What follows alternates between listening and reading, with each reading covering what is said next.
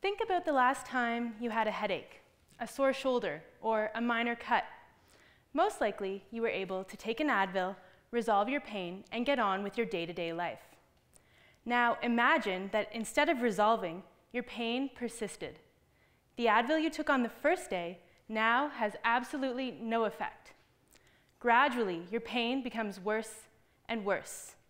Eventually, it prevents you from participating in physical activities, social events, and you even have difficulties performing everyday tasks.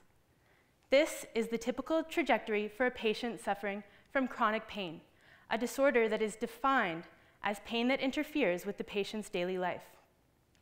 An initial injury occurs, however, due to errors in the resolution of this condition, the pain extends beyond the time it should have taken to heal. Many diseases have a component of chronic pain, and management of their pain is often the first priority for the patient, but it can be very difficult to achieve.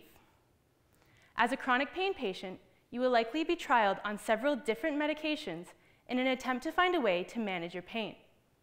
When the first and second line of therapeutics are ineffective, you will move on to stronger classes of medications. Opioids, such as morphine, are very effective at relieving pain. However, they come along with an array of side effects that interfere with their ability to treat pain, including the focus of my research, opioid analgesic tolerance. Opioid analgesic tolerance is the loss in the pain-relieving or analgesic effects of the drug.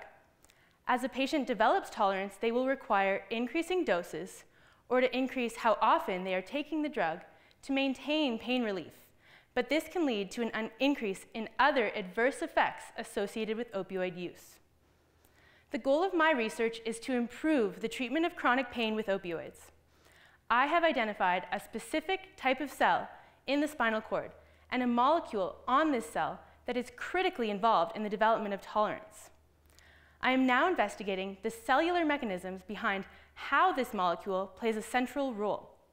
With this information, I will identify novel drug targets specific to this pathway so that we can prevent the development of tolerance while preserving the ability of opioids to relieve pain, greatly enhancing their therapeutic potential. If opioid tolerance and other negative effects are such a major problem, you might wonder why opioids are still used to treat pain. Well, I can assure you it's not for lack of trying. Significant research has gone into investigating alternative therapies. But in the end, we haven't found a better drug than opioids to treat pain in over 5,000 years. And so instead, my goal is to improve the treatment of chronic pain with opioids by preventing the development of tolerance. Thank you.